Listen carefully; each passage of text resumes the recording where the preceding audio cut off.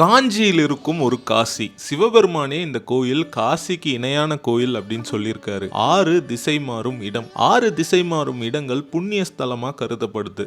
இந்த இடத்துல மேற்குல இருந்து கிழக்கு நோக்கி பாயிற செய்யாறு இந்த கோயில் பக்கத்துல வடக்கு நோக்கி பாயுது, மீண்டும் தெற்கு நோக்கி, அதன் பிறகு கிழக்கு நோக்கி பாயுது. இந்த இடம் மிக முக்கியமான ஒரு புண்ணிய ஸ்தலமா கருதப்படுது.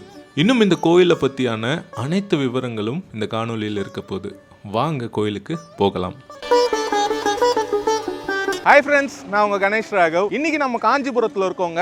காஞ்சிபுரம் பல்லவர்களுடைய தலைநகரம் அப்படின்னு சொல்லலாம். அது மட்டும் இல்லாமல் தமிழ்நாட்டில் பல்வேறு விஷயங்கள், கோயிலோடைய கட்டமைப்பாக இருக்கட்டும், வணிகமாக இருக்கட்டும், பல விஷயங்கள் காஞ்சிபுரத்திலிருந்து தொடங்கியது அப்படின்னு சொல்லலாம். காஞ்சிபுரம் வெறும் பல்லவர்களுடைய தலைநகரம், வரலாற்று சிறப்பு வாய்ந்த இடம் மட்டும் இல்லைங்க. இந்தியாவில் இருக்கிற 7 மோட்சபுரிகளில் காஞ்சிபுரமும் ஒன்று.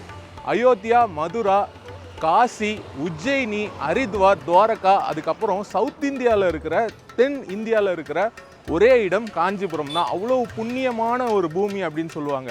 அந்த புண்ணியமான ஸ்தலத்தில் கடம்பூர் அப்படின்ற ஒரு ஊருக்கு நம்ம போயிட்டு இருக்கிறோம். உத்திரமேரூர் போகிற வழியில் இருக்குது. அங்கே கடம்பநாதர் கோயில் இருக்குங்க. இந்த கோயிலில் என்ன சிறப்பு அப்படின்னு கேட்டிங்கன்னா, 6 திசை மாறும் இடம் புண்ணியமான இடமாக கருதப்படுது. ஃபார் எக்ஸாம்பிள், திருமுக்கூடல் இருக்குது, ஆந்திராவில் தாடிப்பத்திரின்னு ஒரு இடம் இருக்குது, கிருஷ்ணகிரி பக்கத்தில் பெண்ணேஸ்வரர் மடம் அப்படின்ற ஒரு இடம் இருக்குது. அங்கெல்லாம் பார்த்தீங்கன்னா புண்ணியமான இடம்னு கருதி அங்கே கோயில்கள் கட்டப்பட்டிருக்கு. அதே மாதிரி செய்யாறு திசை மாறும் இடம்னா இந்த கடம்பூர் கடம்பநாதர் கோயிலுங்க. அந்த கோயில் அது மட்டும் இல்லாமல் இந்த புண்ணியமான பூமியில், அதாவது இந்த காஞ்சிபுரம் மோட்சபுரி, புண்ணியபுரி, வாழ்ந்தால் முக்தின்னு சொல்லுவாங்க. ஆனால் இந்த கோயிலில் சிவபெருமான் இந்த இடம் காசிக்கு நிகரான இடம்னு சிவபெருமானே சொல்லியிருக்காரு. அந்த அளவுக்கு ஒரு முக்கியமான கோயிலுக்கு தான் நம்ம இன்னைக்கு போக போகிறோம். அது மட்டும் இல்லாமல் இன்னைக்கு ஒரு முக்கியமான நாள். இன்னைக்கு அந்த கோயிலுடைய கும்பாபிஷேகம். இந்த சிறப்பான நாளில் போய் அந்த விழாவில் பங்கு பெற்று அந்த கோயில் பற்றியான அனைத்து விவரங்களும் இந்த காணொலியில் இருக்க போது. வாங்க கோயிலுக்கு போகலாம்.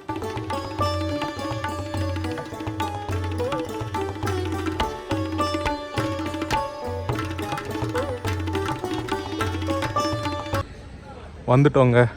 இதுதான் கோயிலோடைய கோபுரம், கிழக்கு நோக்கி இருக்கு. கடம்பநாதர் திருக்கோயில். ஒரு 3 நிலை ராஜகோபுரம்ங்க. கும்பாபிஷேகம் வந்து யாகசாலை. நான் கிட்ட போய் காட்டுறேன். இப்போ முடிஞ்சிருக்கு.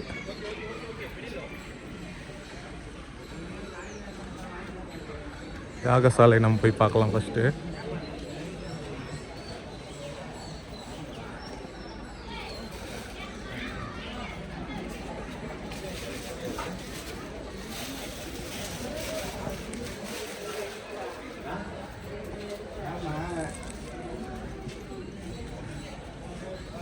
இன்றைய நாள் இன்னைக்கு என்ன டேட் ப்ரோ? டேட் என்ன? 24 ஜூன் 24 கும்பாபிஷேகம். உள்ள போகிறோம்.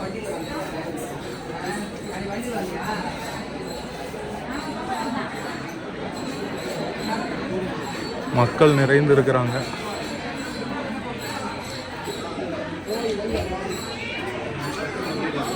இங்கே ஒரு மண்டபம்,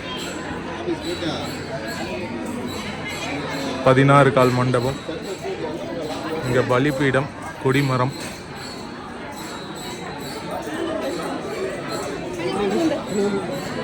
அப்படியே நம்ம உள்ளே போகலாம், போய் சுவாமி தரிசனம் பண்ணிட்டு வரலாம். இங்கே பாருங்கள், இவர் தான் காஞ்சி 360 தமிழ். இவர் சுபாஷ், நம்ம கூட இவருடைய ரைட் ஹேண்ட். போய் நம்ம சுவாமி தரிசனம் பண்ணிட்டு வரலாங்க. கடம்பநாத சுவாமி திருக்கோயில். சுவாமி தரிசனம் பண்ணிட்டு வந்துட்டோங்க. இங்கே 63 இருக்காங்க. 63 நாயன்மார்கள் பாருங்க.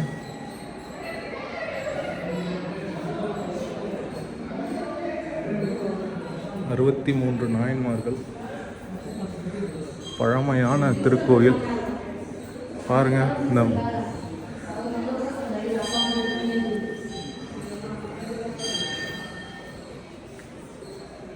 நர்த்தன விநாயகருக்கு நிர்த்தன விநாயகர்னு எழுதியிருக்காங்க போல.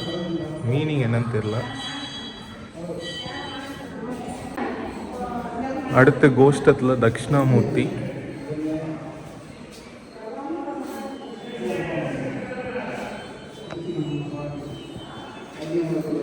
பாருங்க முருகப்பெருமான்.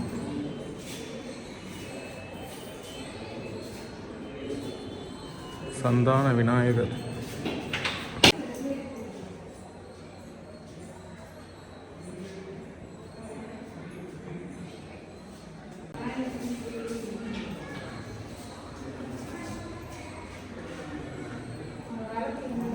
இங்க மகாவிஷ்ணு இருக்காரு.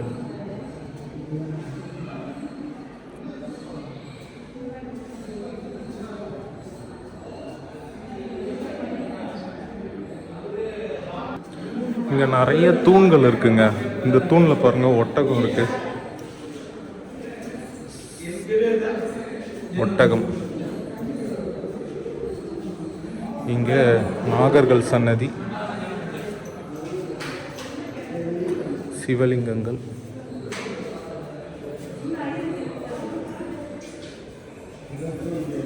இங்க பாருங்களேன், இங்க வைஷ்ணவ ஆச்சாரியர்கள் மாதிரி இருக்காங்க. இது சாஸ்தா ஐயனார்.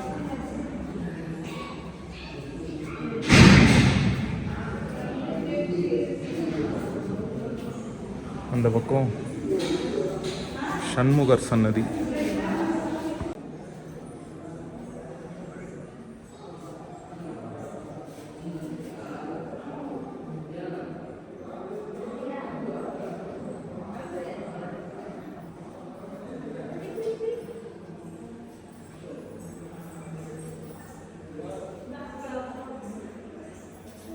இந்த தூணில் பாருங்கள், முருகப்பெருமான் சன்னதிக்கு பக்கத்தில் இருக்க தூணில் தூணுக்குள்ளே ஒரு தூண், தூணுக்குள்ளே ஒரு தூண், அதுக்குள்ளே நரசிம்மர் இருக்கார் பாருங்கள். நரசிம்மர், இது நரசிம்மராக இது.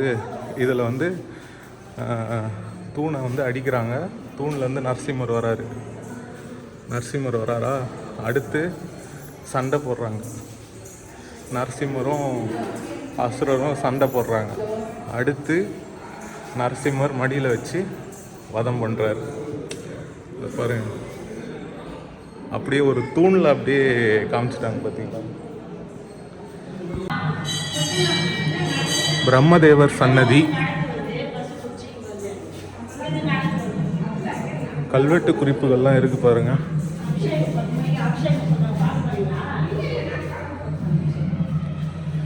சண்டிகேஸ்வரர் சன்னதி.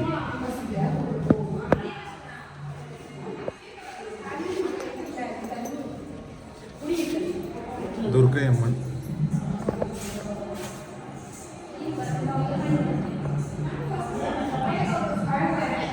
இங்க நிறைய சின்ன சின்ன தூண்கள் இருக்குங்க. நிறைய தூண்கள்ல நிறைய வேலைப்பாடுகள் இருக்கு. நீங்க வந்தீங்கன்னா பாருங்க.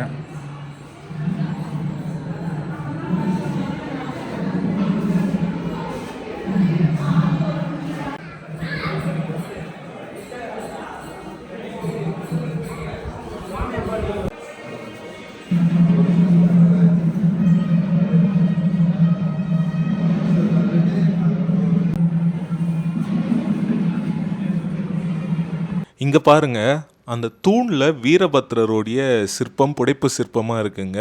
அந்த தூணில் இருக்கா மாதிரியே ஒரு வீரபத்ரர் சிலையும் பக்கத்துலேயே இருக்கு பாருங்க. சின்னதாக ஒரு வீரபத்ரர் சன்னதி.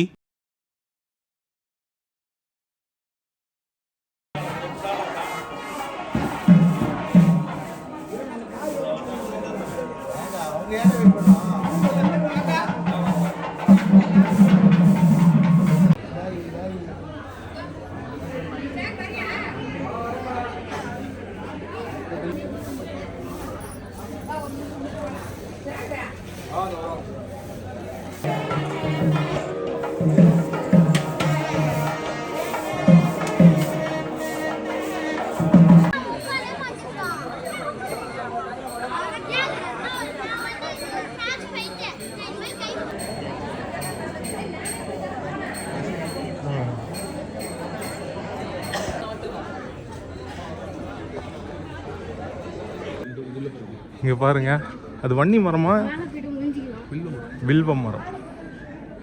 வில்வ மரம்ங்க. இதுதான் கோயிலோடைய ஸ்தல விருட்சமாக இருக்கும். பாருங்க, ஆறு, பின்னாடி ஆறு.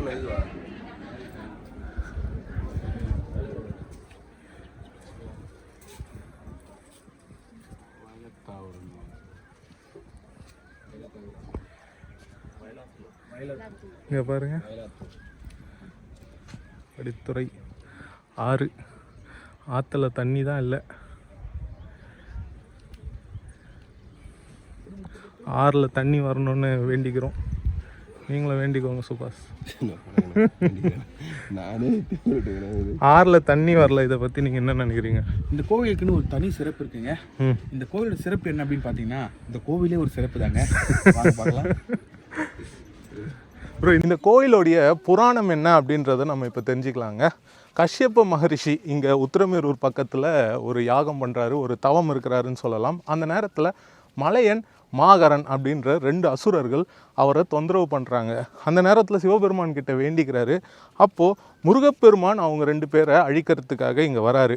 இந்த ஒரு இடத்துல மாகரல்ன்ற ஒரு ஊர் இருக்குது, இளையனார் வேலூர்ன்ற ஒரு ஊர் இருக்குது. அதுக்கப்புறமா இந்த கடம்பர் கோயில். இந்த கடம்பர்ன்றது எதை குறிக்குதுன்னா முருகப்பெருமானை தாங்க குறிக்குது. முருகப்பெருமான் வணங்கிய சிவபெருமான் இங்கே இருக்கிற கடம்பநாதர்.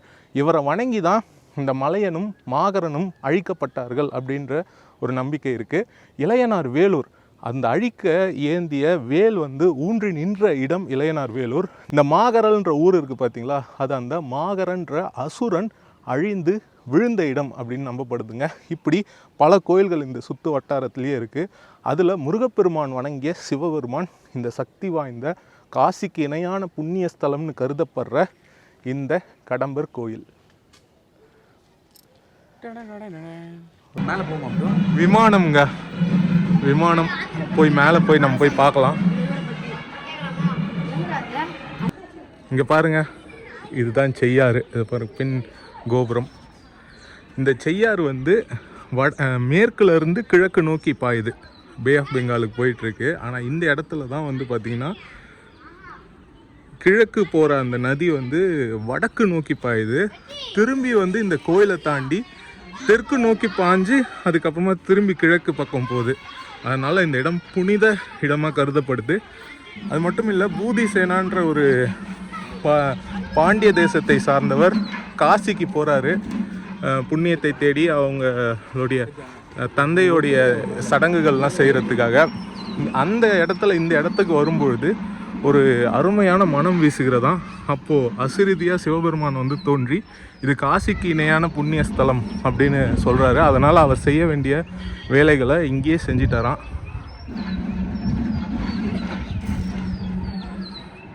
அருமா, அது அம்பாள் சன்னதி விமானம்.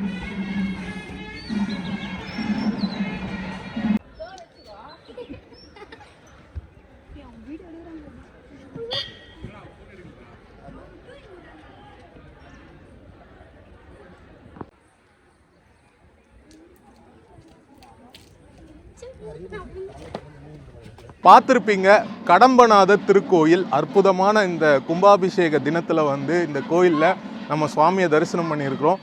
மிக பழமையான ஒரு திருக்கோயில், புண்ணிய பூமி. பூதிசேனான்ற ஒரு பாண்டிய தேசத்தை சார்ந்தவர் காசிக்கு போகிற வழியில் இந்த இடத்துக்கு வராரு. அப்போ அசிரீதியாக சிவபெருமானே தோன்றி இது காசிக்கு இணையான ஒரு புண்ணிய ஸ்தலம் அப்படின்னு அறிவிக்கிறாரு. அவ்வளோ புண்ணியமான பூமி. அதுக்கு எடுத்துக்காட்டாக இந்த 6 திசை மாறுது. இங்கே மேற்குலேருந்து கிழக்குக்கு போகிற செய்யாறு இந்த பக்கத்தில் இந்த இடத்துல வடக்கு நோக்கி பாயுது. அது ரொம்ப புண்ணியமாக கருதப்படுது. ஆனால் ஆற்றுல தண்ணி தான் இல்லை. ஹோப்ஃபுல்லி தண்ணி வரும்போது கண்டிப்பாக இந்த கோயிலுக்கு நீங்கள் பாருங்கள். ரொம்ப அருமையாக இருக்கும், ரொம்ப ரிஃப்ரெஷிங்காக இருக்கும். ரொம்ப ரொம்ப நிறைய பேருக்கு தெரியாத ஒரு அற்புதமான திருக்கோயில். இந்த கோயிலை பற்றியான அனைத்து விவரங்களும் இந்த காணொலியில் நீங்கள் தெரிஞ்சிருப்பீங்க. ஹோப்ஃபுல்லி இந்த வீடியோ உங்களுக்கு பயனுள்ள ஒரு வீடியோவாக அமைஞ்சிருக்கும். இன்னொரு நாள் இன்னொரு நல்ல காணொலியில் நான் உங்களை சந்திக்கிறேன். Bye from Ganesh Raghav friends. By.